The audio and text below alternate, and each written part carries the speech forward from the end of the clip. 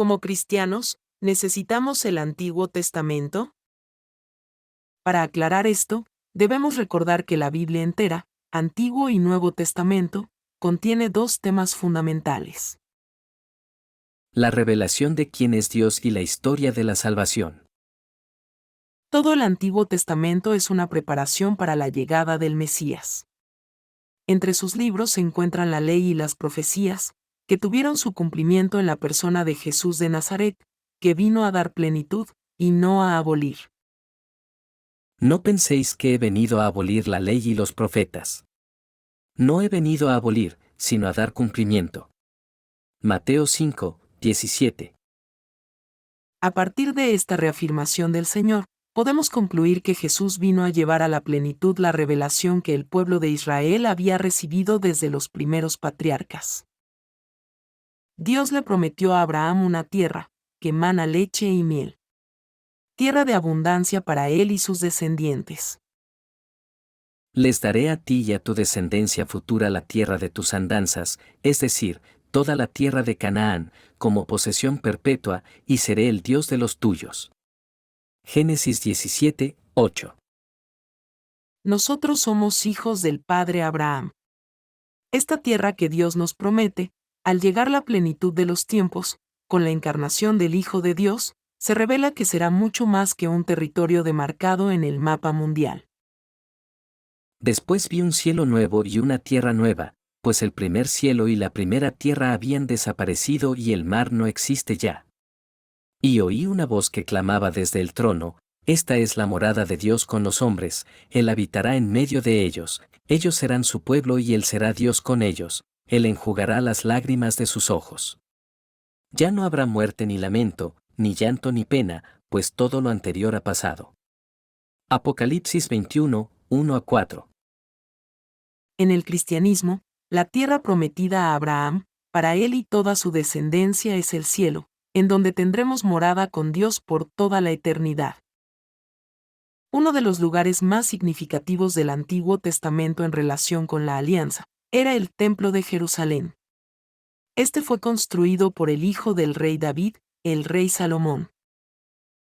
Luego edifiqué la casa en honor de Yahvé, Dios de Israel, y allí le reservé un lugar donde reside el arca de la alianza de Yahvé, la alianza que concluyó con nuestros padres cuando los sacó de Egipto. Primera Reyes 8, 20-21.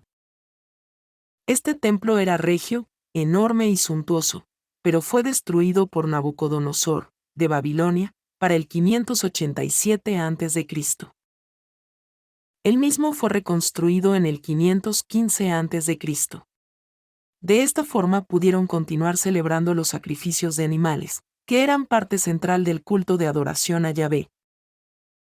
Con la llegada del Mesías, el templo pasará de ser una edificación a ser cada uno de los bautizados, en el nombre de la Santísima Trinidad. Si alguno destruye el templo de Dios, Dios lo destruirá a él. Porque el templo de Dios es sagrado, y ustedes son ese templo. Primera Corintios 3, 17. Ya Jesús nos había adelantado que el templo iba a ser diferente en la nueva alianza. Jesús les respondió: Destruyan este templo y en 3 días lo volveré a levantar. Los judíos le dijeron: Han sido necesarios 46 años para construir este templo, ¿y tú lo vas a levantar en 3 días? Pero él se refería al templo de su cuerpo. Juan 2, 19-21. Con relación al templo, en el Antiguo Testamento, el mismo era fundamental para la adoración a Dios. Esto es así, pues la adoración verdadera incluye sacrificio. Por esto el templo tenía altar, sacerdotes y víctimas. La sangre tiene un valor de purificación. De hecho, según la ley, la purificación de casi todo se ha de hacer con sangre, y sin derramamiento de sangre no se quita el pecado. Hebreos 9, 22. Por este motivo es que para inaugurar el templo de Jerusalén, El rey Salomón ofreció en sacrificio 22,000 bueyes y 120,000 ovejas. Ese día el rey y todo el pueblo inauguraron la casa de Dios. Segunda Crónicas 7, 5. para el año 70 después de Cristo. El templo de Jerusalén fue destruido por los romanos. Al día de hoy no se ha reconstruido.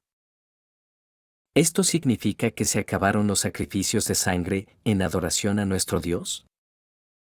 Al contrario, ahora es que celebramos el sacrificio perfecto, el que sí quita los pecados del mundo, el que nos permite ser hijos e hijas de Dios.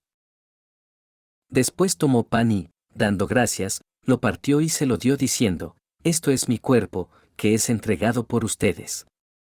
Hagan esto en memoria mía. Hizo lo mismo con la copa después de cenar, diciendo, esta copa es la alianza nueva sellada con mi sangre, que es derramada por ustedes. Lucas 22, 19-20. Nuestro Salvador Jesucristo se ofreció, en amor a toda la humanidad, para el perdón de los pecados. Cristo ofreció por los pecados un único y definitivo sacrificio y se sentó a la derecha de Dios. Hebreos 10, 12. Jesús vino a llevar a la plenitud la revelación dada al pueblo escogido, Israel. Jesús transforma el Cordero de la Pascua judía, en sí mismo, en el Cordero de Dios, que quita el pecado del mundo. Entonces vi esto, entre el trono con sus 4 seres vivientes y los 24 ancianos un cordero estaba de pie, a pesar de haber sido sacrificado. Apocalipsis 5, 6. En la revelación a Juan, se ve en el cielo al verdadero Cordero, el que sí quita el pecado, pues está de pie, aunque se ve que fue sacrificado, es decir, resucitó. Desde antiguo, en el templo, los responsables de hacer los sacrificios de expiación por el pueblo eran los sacerdotes. Yahvé dijo a Aarón, tú, tus hijos y tu tribu contigo, serán responsables del santuario.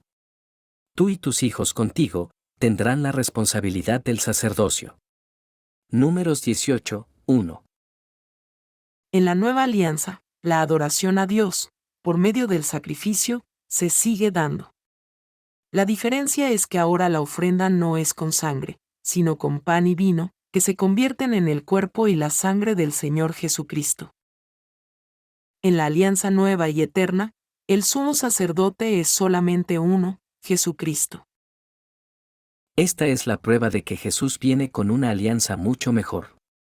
Los sacerdotes anteriores se sucedían el uno al otro porque, siendo mortales, no podían permanecer. Jesús, en cambio, permanece para siempre y no se le quitará el sacerdocio. Hebreos 7, 22-24. Jesús dejó a sus apóstoles y estos a sus sucesores como sacerdotes del nuevo y perfecto sacrificio, que celebramos en cada Eucaristía. Los sacerdotes católicos, hasta el día de hoy obra, in persona Christi Capitis. Jesús es el único sumo sacerdote. Los ministros ordenados celebran en la persona de Cristo, siendo Él quien obra en los sacramentos. Por esta razón en las iglesias católicas tenemos un altar, sacerdotes, incienso, velas, propias del sacrificio de adoración. Como cristianos necesitamos el Antiguo Testamento para entender el Nuevo Testamento. Todo lo prefigurado en el Antiguo se cumple en el Nuevo. Además, a partir de la revelación de Cristo, podemos entender el mensaje del Antiguo Testamento.